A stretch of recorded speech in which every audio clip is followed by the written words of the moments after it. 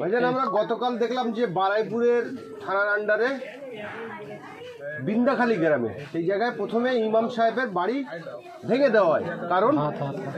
কারণ হচ্ছে কি, বাড়িটা যে ইমাম সাহেবের জায়গাটা আছে সেটা মুসলিম সম্প্রদায়ের লোকালিটির আশপাশে, সেইটাকে ঢাকার জন্যে তার 3-4 দিন পরে মসজিদে এলাকার কিছু হিন্দু লোক যারা তারা পাঠিয়ে দিয়েছে মসজিদে গিয়ে পেশাব করে দাও, কোরআন শরীফ টরিফ ফেলে দাও, দিয়ে এটা সম্প্রদায় কিছু সৃষ্টি করো।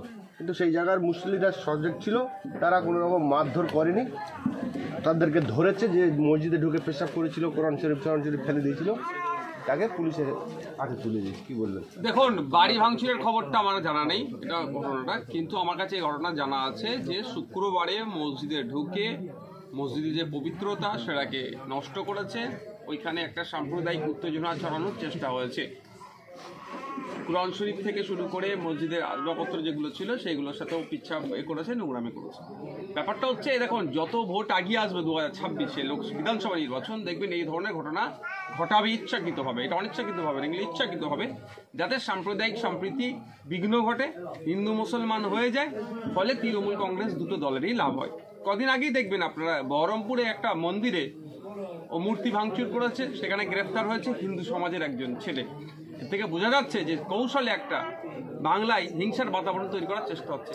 এখন প্রশ্ন এখানে, ওখানকার সুবুদ্ধি সম্পূর্ণ মানুষেরা বিন্দাখালী তারা যে অভিযুক্ত তাকে ধরে সেটাতে তুলে দিয়েছে, পুলিশ কি ব্যবস্থা গ্রহণ করেছে?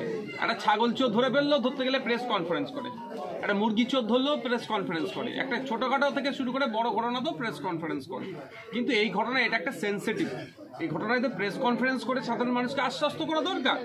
আমরা দেখবেন গতকালকে একটা ফেসবুকে পোস্টও করেছি সোশ্যাল মিডিয়া সাইটে, যাতে এই ধরনের অপ্রীতিকর ঘটনাকে রোখা যায় এবং যারা এই ধরনের করছে তাদের বিরুদ্ধে ব্যবস্থা সহ সজাগ থাকার কথা। এই কথাই তো পুলিশ করতে পারে, পুলিশ কি তাদের বিরুদ্ধে কোনো আইনত ব্যবস্থা গ্রহণ করেছে সেটা দেখার বিষয়। আমি ওই মসজিদ কমিটির সাথে যোগাযোগ করছি, তাদেরকেও জানতে চাইছি যে কি আপডেট আছে তাদের কাছে, সেটা জানবো। যদি প্রশাসন এটাকে এড়িয়ে যাওয়ার চেষ্টা করে, এই প্রশাসন এটাকে যদি এই গতানুগতিক এই ধরনের ছোট্ট ঘটনা বলে এটাকে এড়িয়ে যাওয়ার চেষ্টা করে, তাহলে প্রশাসনের বিরুদ্ধেও আমরা আইনত ব্যবস্থায় যাব।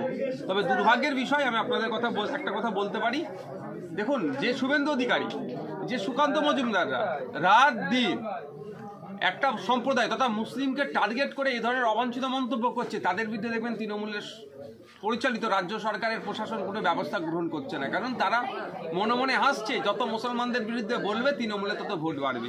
এইগুলো একটা তাদের চক্রান্তের হয়তো একটা পার্ট হতে পারে।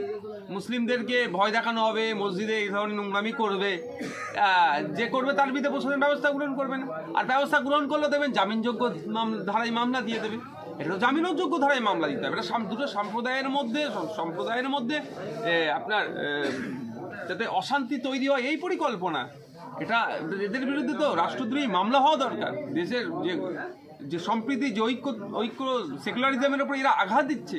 কিন্তু দুর্ভাগ্যের বিষয়, এখনো পর্যন্ত আমার কাছে কোনো খবর নাই যে প্রশাসন কি ব্যবস্থা নিয়েছে। প্রশাসনের উচিত ছিল তড়িঘড়ি এদের বিরুদ্ধে ব্যবস্থা নিয়ে তদন্ত করার জন্য আইপিএস র্যাঙ্কের কোনো অফিসারকে এখানে রিক্রুট করা যেটাই বলুন না কেন, মানে এখানে একটা অফিসারের নেতৃত্বে হওয়া, যাতে এই ধরনের ঘটনা যারা ঘটিয়েছে তাদের বিরুদ্ধে কড়া ব্যবস্থা নেওয়া যায়। কিন্তু দুর্ভাগ্যের বিষয়, এই ধরনের ঘটনা ঘটছে না, এই ধরনের কোনো অ্যাকশনই নিচ্ছে না।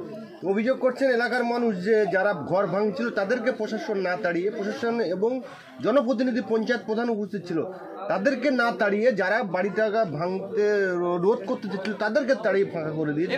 এটা তো স্বাভাবিক, এটা যতদিন না বুঝতে পারবে, আমি কোড আন করে বলছি মুসলমানদের নাম ধরে, যদি এটা যতদিন না মুসলমানরা বুঝতে পারবে তাদের দুরবস্থা কাটবে না।